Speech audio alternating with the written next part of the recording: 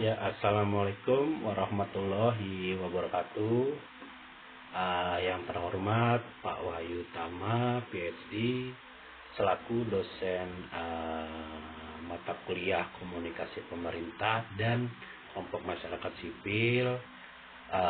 Mohon izin Pak, saya Heri Saputra, mahasiswa Bapak di Universitas Paramadina, ingin mempresentasikan tugas ujian akhir semester saya.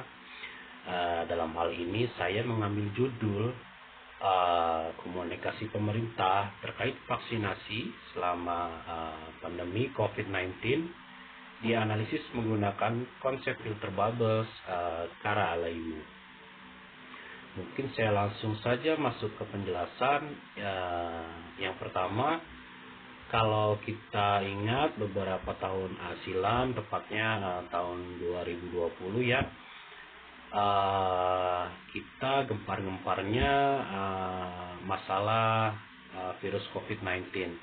Jadi virus COVID-19 ini melanda banyak negara, termasuk Indonesia, dan juga virus tersebut mempengaruhi kesehatan dan juga pada saat itu menimbulkan cukup banyak korban ya, kematian karena COVID-19 tadi gitu.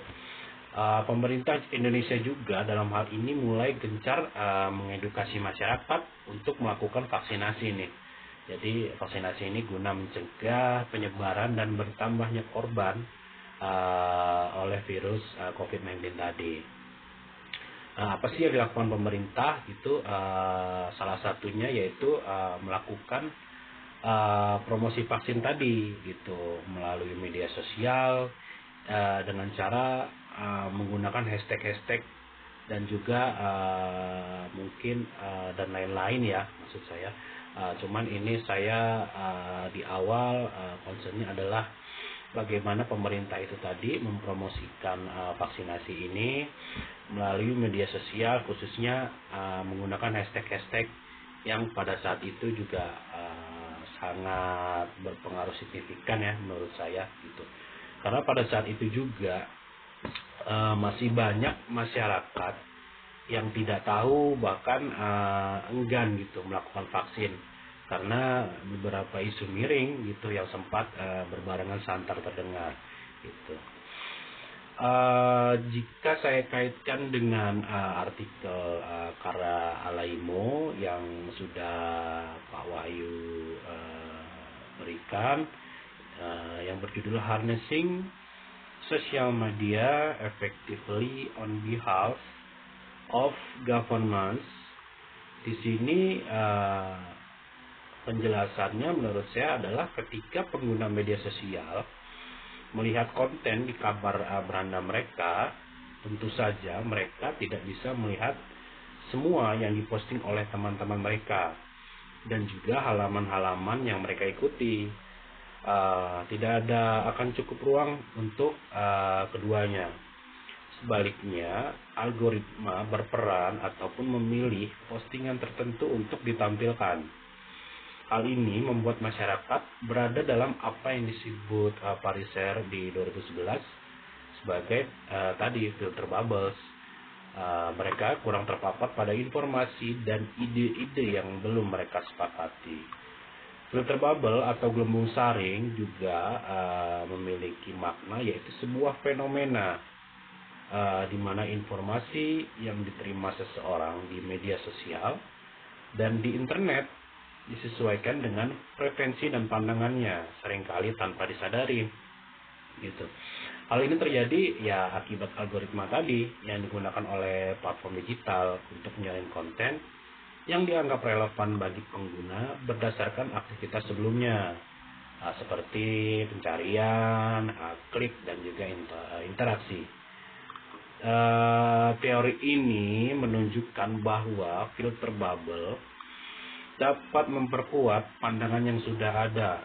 Ini mengisolasi individu, dari pandangan yang berbeda dan juga bisa membatasi pemahaman mereka terhadap isu-isu yang lebih luas. Nah, lalu saya juga menganalisis kaitan filter bubble dan komunikasi pemerintah dalam kasus COVID-19. Jadi kalau dalam konteks komunikasi pemerintah, menurut saya filter bubble ini dapat berpengaruh pada bagaimana informasi tentang vaksinasi COVID-19 tadi disampaikan kepada masyarakat. Gitu. Jadi dengan kata lain juga, filter bubble ini ya fenomena di mana algoritma media sosial memfilter konten yang ditampilkan kepada pengguna berdasarkan preferensi dan perilaku mereka.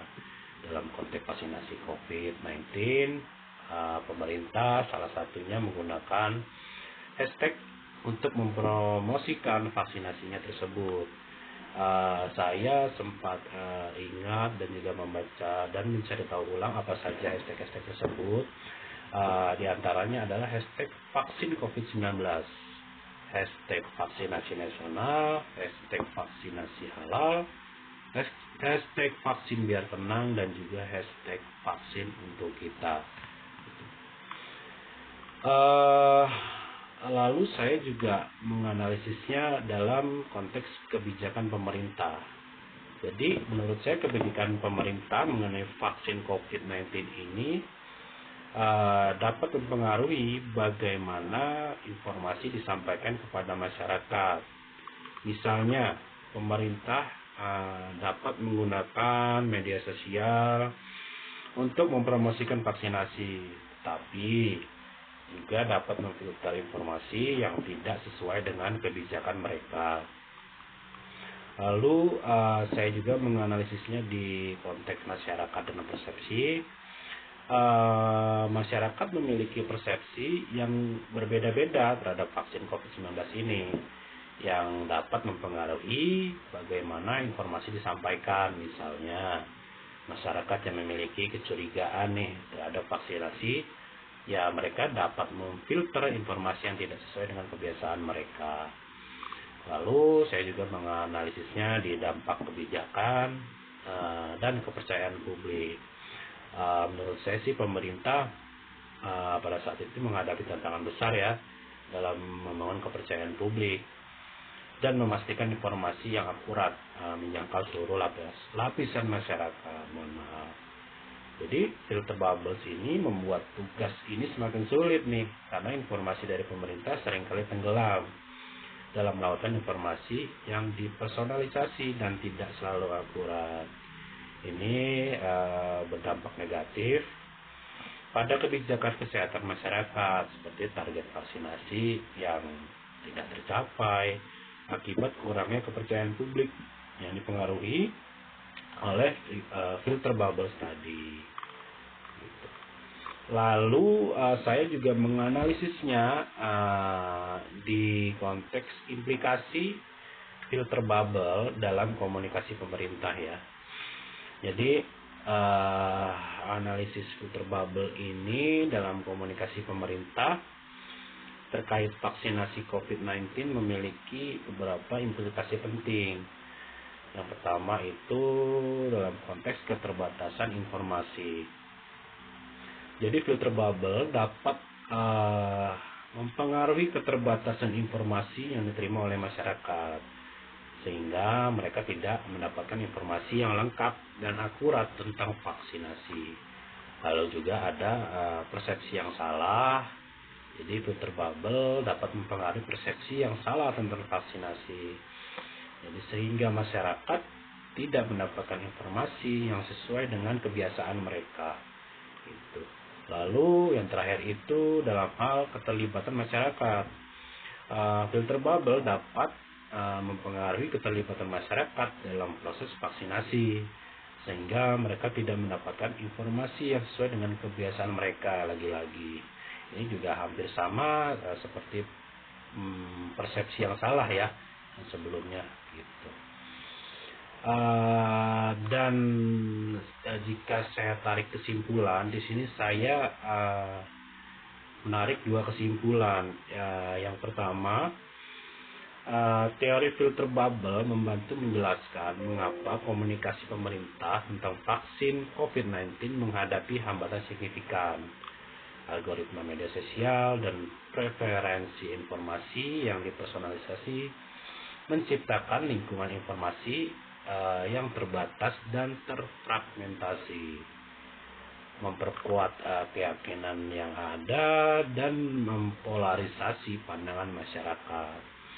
Untuk mengatasi tantangan ini, pemerintah menurut saya perlu mengadopsi strategi komunikasi yang lebih inklusif dan transparan, serta bekerja sama dengan platform digital untuk memastikan informasi yang akurat dan menjangkau seluruh segmen masyarakat. Lalu saya menarik kesimpulan kedua, mungkin ini juga nggak jauh-jauh dari kesimpulan pertama, namun saya menarik kesimpulan kedua ini bahwa analisis filter bubble dalam komunikasi pemerintah mengenai vaksinasi COVID-19 menunjukkan bahwa teknologi informasi dan kebijakan pemerintah itu dapat mempengaruhi bagaimana informasi disampaikan kepada masyarakat. Dalam konteks ini, filter bubble dapat mempengaruhi keterbatasan informasi, lagi-lagi juga yang seperti saya jelaskan sebelumnya, dapat menimbulkan persepsi yang salah, dan keterlibatan masyarakat juga bisa dalam proses vaksinasi. Oleh karena itu penting menurut saya bagi pemerintah dan organisasi lainnya untuk memahami bagaimana filter bubble ini berpengaruh pada komunikasi mereka, dan untuk istilahnya mengembangkan strategi yang lebih efektif dalam menyampaikan informasi tentang vaksinasi COVID-19 ini. Seperti itu, sekian yang bisa saya sampaikan atau sharing dan juga presentasikan. Mohon maaf jika ada salah kata dan kurang-kurang.